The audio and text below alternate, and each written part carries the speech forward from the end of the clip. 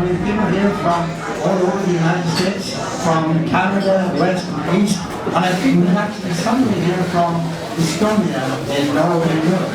So it's wonderful to come here and that we're going to have a great weekend. I'm sorry that Larry brought up the first time we met. It was at this wonderful brunch a year ago at the wedding of Brendan and Christina. And I was there, and I saw this grumpy looking chap on the outskirts, and I thought, where did he come from? And I was just in the process of calling security, when he said to me, oh, I want to marry Jacqueline. And I said, that does it. I always thought Jacqueline was slightly crooked. I thought he was the gardener. I thought, why is he marrying the gardener? And there we go. Anyway, what we're going to do today is have what I would call a portrait of Jacqueline, because many of you know of Jacqueline but don't know her personally. So we've got a number of people who are going to tell you all about her, and then you can ask the questions of these people that you dared not ask her in person. So the first person who will speak is her first cousin, Stephanie O'Brien, who comes all the way from Boston, Massachusetts. Stephanie? One summer, Jacqueline and Sheila came down on the bus. They were maybe 14 and 16, and I had several 24-year-old college boys show up. Well, they were flirting with the boys. They were pushing them in the pool. And to this day, one of my friends says, so, how is that cousin of yours? And he doesn't say Jacqueline. He says, that nubile nymphet.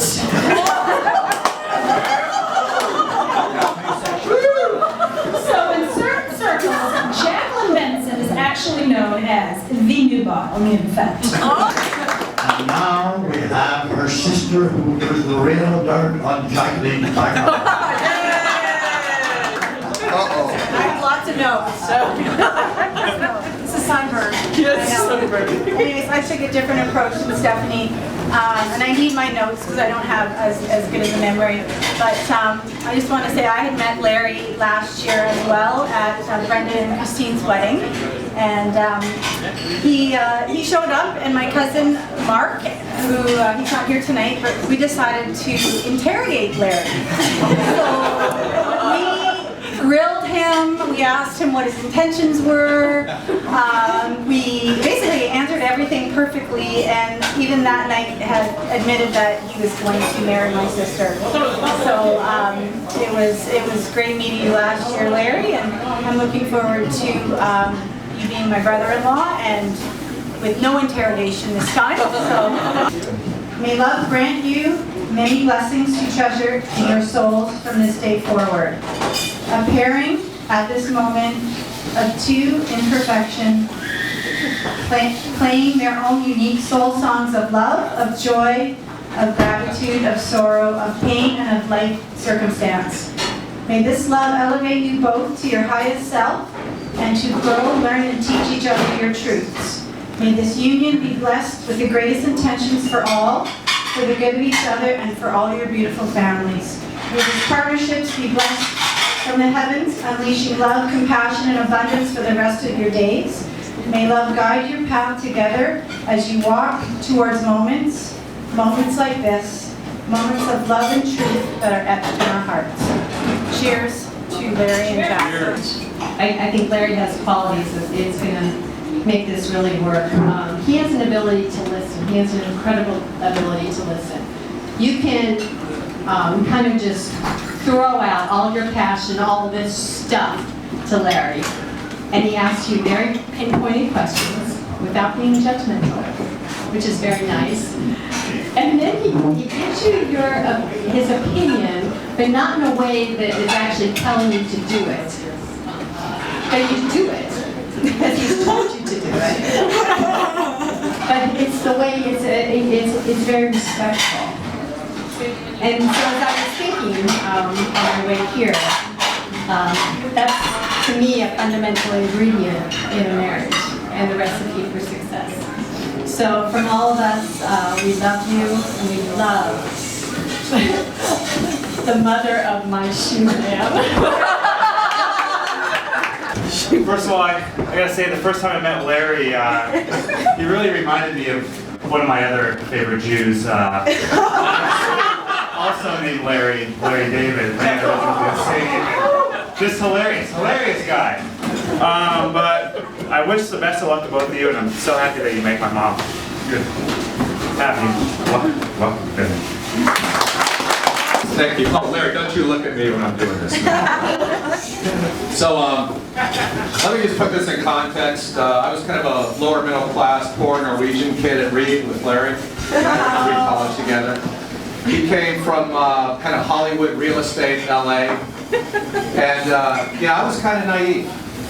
And I had an aunt who was Jewish, but I never understood Judaism at all. I thought it was a flavor of Norwegian. And it was kind of interesting. As I got to know Larry, he told me all these stories about growing up and stuff. I was like, holy cow, wow, are you really kidding me? Oh my gosh, this is really incredible. So Larry and I did a lot of things together. I can remember riding his Volkswagen Rabbit convertible right after Reed and listening to Blondie sing Call Me in his convertible. We tilt when I had hair, and he still does. But we kind of tilt in the wind. And Larry was responsible for one of the primary early delusions of my life. And that is that between he and Richard Gere, I had been convinced that if I could dress well, read good books, and learn languages, that women would pay to sleep with me. And as people, delusions, we're capable of great power with our delusions and everything. I can tell you, Larry, that after 30 years, I wasn't able to get any payment, but I was able to arrange some barters. So I've got a couple stories about Larry and the rugby team, which at Reed had kind of a mystique of barbarism to it, if you can understand. Rugby is kind of a semi-violent game, people running into each other without a lot of pads, and we like to play off that bravado, and it didn't hurt that the captain of the rugby team was an ex-convict. That was kind of interesting. And he had a certain mystique about him that he loved to cultivate, kind of a cult of terror.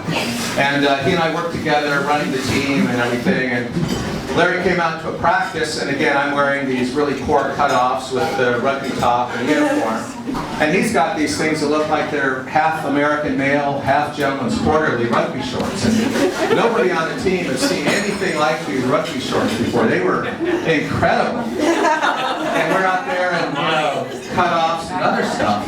And everybody's lined up around him. Oh my God, those are beautiful shorts. And I remember Conti, the former prison inmate, saying, yeah, I'm going to get me a pair of those. And then the next practice, Larry comes out to the rugby field and he's not wearing those shorts. And I'm wondering, what the heck is this all about? These guys go, what happened to your shorts, Larry? He goes, I don't know, I think somebody took these shorts. And they were all out there getting ready to practice, and then out comes former ex-con with the Great Blues Collection, Eric Conti, wearing Larry's former rugby shorts. And Larry's like, what the hell? Those are my shorts. No, they're not. I wore them out here. Oh, you guys saw those shorts on me. No, they're not. They're mine. He goes, no, they're mine. He goes, if you want them, you can take them off me, bro. And so he kept those shorts. So then the second piece of this rugby story is that we ended up playing a team in Portland that had been banned, imagine that, banned from rugby for violence. Who gets banned from rugby for violence? What the heck do you have to do? So before the game, I'm sitting here as an educated kid wondering, how does one get banned from a game from rugby, and why are we playing their first game back? So there was a guy on their team named King.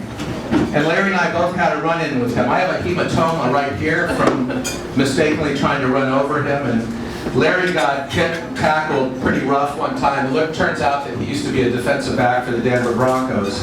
And he messed up Larry pretty bad. He was walking around on campus with a limp, and I think I said something derogatory. It looked like he was carrying a stick somewhere without his hands. And I was kind of insulting at the time. But then literally that's Larry's story with rugby. First he lost his shorts, then he lost his backside in the game. And then the guy who tackled us both, very viciously I might say, ended up, and this is on a sad note, taking his life about 10 years ago. So we're convinced that he had a lot of concussions from running over 6-foot-plus guys all the time. And he probably ended up in the Junior Seau School of Mental Health. But so then I have one other kind of story. And so Larry, after Reed, and this is a little cleaner, it's not so much about Larry, but it's about our times and everything. And, you know, we like to dress up and go out into nicer events. Larry always liked really nice food, like nice entertainment, had the refrigerator with the imported beer in his dorm room while I was eating lutefisk and other Norwegian specialties. And one night we went out with a buddy of his, and we met him at Red Robin, and he was from South Africa. Do you remember this story, Doug? So we're sitting down, and he and I, you know, having been on the rugby team, we're used to seeing people drink and party, and it's kind of normal. But this guy was throwing down these rusty nail doubles over and over and over again, and I'm watching, and I decided I've never seen anybody drink. I've seen people take drugs, I've seen people drink a lot, but I've never seen anybody drink like that. He goes, oh, this is normalies with Bechtel and Fluor, and we always drink like this. And so then we went to this very nice, foofy club in Portland, and they had these two classical guitarists playing up front, and then there's like a horseshoe-shaped upper deck where we ended up sitting. And there were three of us, and then there was a table with these three attractive women right next to us. And we're chatting away. It's this really nice, high-end classical event. People are in suit and tie, and tuxedos and gowns. And the guy starts to pass out, you know, on the railing by the table where we're sitting. And that gets more conversation going. And I tell Larry, I said, you know, our chances have just improved here with those three girls. We're going to have a better choice than we otherwise would. And all of a sudden, the guy's eyes burst wide open. And he projectile vomits off the stage. And it lands and hits this guy in a suit, like right here, right below his collar, and then drips down behind him while he's sitting at the table listening to this classical guitarist play up front. And I'm watching it all seem to happen in slow motion. And I look down there and I see the guy lift up his left arm and kind of try to discreetly sniff his pits to find out if he had enough deodorant. Then he lifted his right arm and sniffed, and then he reached around like this and pulled some matter off his back, and then he looks around. He sees the table with Larry and I, and this guy who's passed out, you know, with stuff hanging out of his mouth, and the look of rage in that guy's eyes, and the women who screamed at the table in their gowns, and we got that guy out of that place really, really fast, packed him into my old Chevy Plymouth. So the moral of the story is that, you know, I learned a lot from Larry. We came from completely different backgrounds, and you know, I thought of him, you know, I thought of his background as being just another flavor of Norwegian.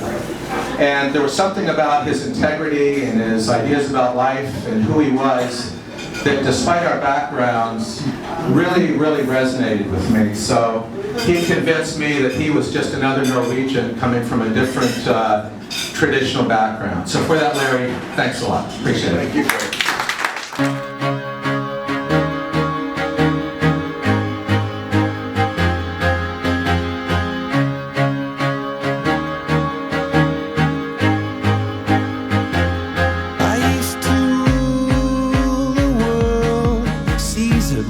When I gave the word, now in the morning I sleep alone. Sweep the streets I used to own.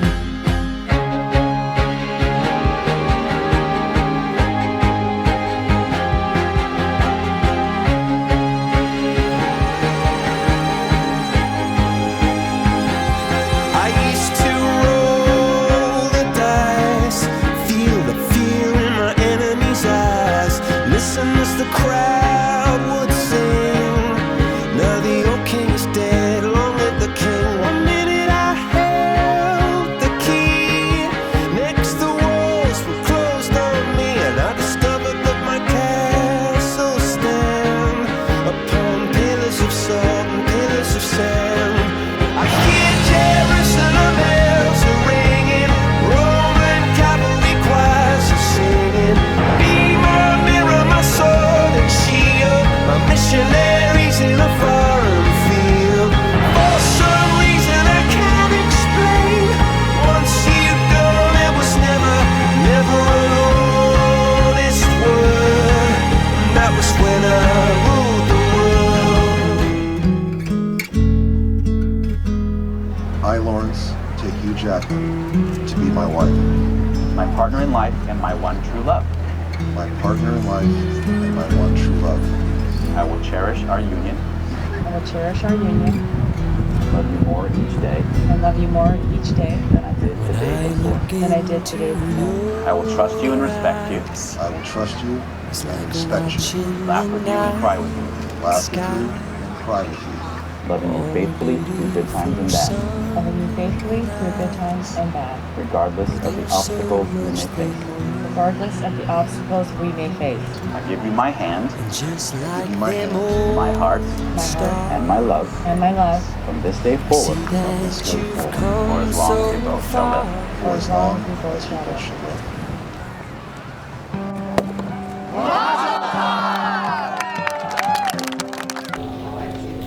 Hi everybody, welcome you to day 3 of the Meisner-Abramson wedding. I can't do much more, I'm getting a little tired. Can't keep up with the Bensons. I'd like to welcome everyone for coming again. I know long distance for traveled, and thanks for coming to our destination wedding. As I've told my maid of dishonor, Ivy, my vision for this wedding was to have a celebration and throw a party where a wedding actually happened to break out. I know you heard that last night, but she stole my line. First, I'm thrilled to welcome Shelley and Mary to my family as new daughters.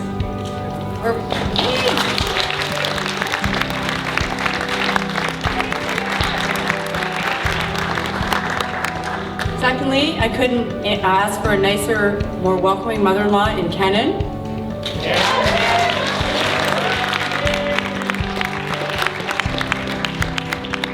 Also, I'll give a shout out to my kids, Brittany and Jesse. Thanks for being supportive.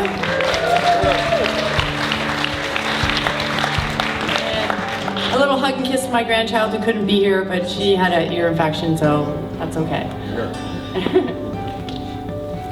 I've not known Larry long in terms of time, but I can tell you I've done more in 15 months than I have in 10 years. I couldn't have manifested a more understanding and intelligent or supportive partner. Most of you don't know this, but last year I had a medical crisis and it was uncertain and scary and overwhelming. But Larry, you were there for me, and I'm a very lucky woman, and I look forward to our future. Friends, family members, old and new, thank you for joining us in our celebration of the second half of our lives. And finally, I want to acknowledge my parents, Jack and Mary. Everyone raise a glass. Jack and Mary, and also my marriage.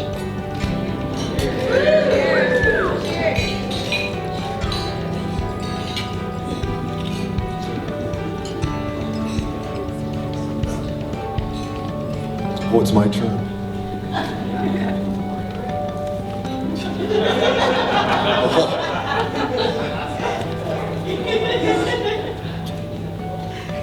We want to welcome and thank each and every one of you for the effort that you all made to get here today. It means a lot to us. I'm sure many of you have asked why is a more mature couple like us having such an over-the-top wedding? Simply put, this wedding isn't just about us. It's about all of you too.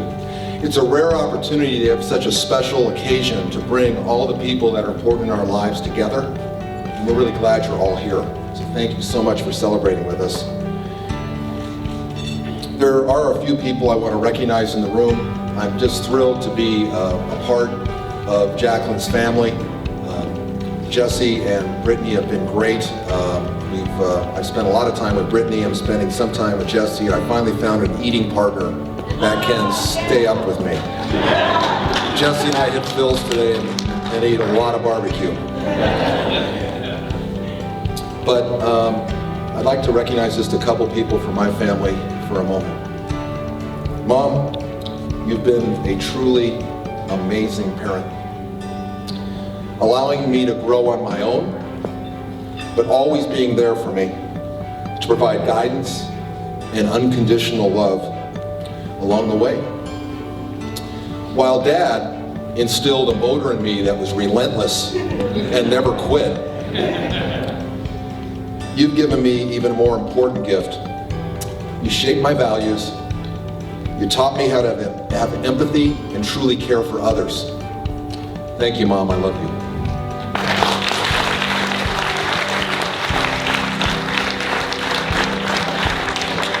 So glad that my two children are here, Mary and Shelley. I love them very much, and it means the world to me that they're here, that they've accepted and bonded with Jesse and Brittany even in a short time. Seeing them together just makes my heart very warm. Mary, we've been through a lot together. And through the highs and lows, one thing has been a constant: our love and commitment to each other. Your strength and your resolve that you've applied toward your every challenge continues to be an inspiration to me. Mary, I love you.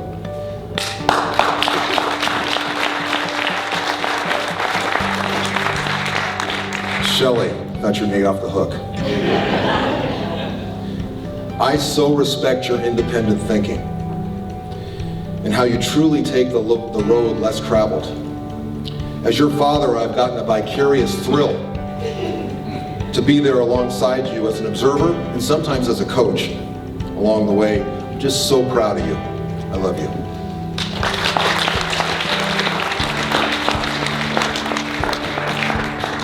Pat Flores, my best man. We go back 40 plus years, don't get teary-eyed. And only recently, we've reconnected in a more meaningful way after taking separate journeys. I value you, and I value that. Thank you very much. And lastly, a few words to my bride, Jacqueline.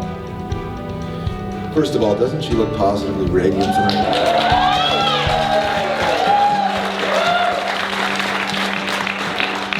When Jacqueline and I connected on Match.com, I was prepared for yet just another quick meet, and that was about it. While I can't say it was love at first sight, by our third date, her unique combination of quick wit, intellectual curiosity, and beauty, both inside and out, screamed to me that she was the one. With Jacqueline as my partner, I know there's going to be laughter in every room of our house, and that I finally found a person that I can have a 30-year conversation with. Jacqueline, you truly make me a better man, and I look forward to spending the rest of my life with you.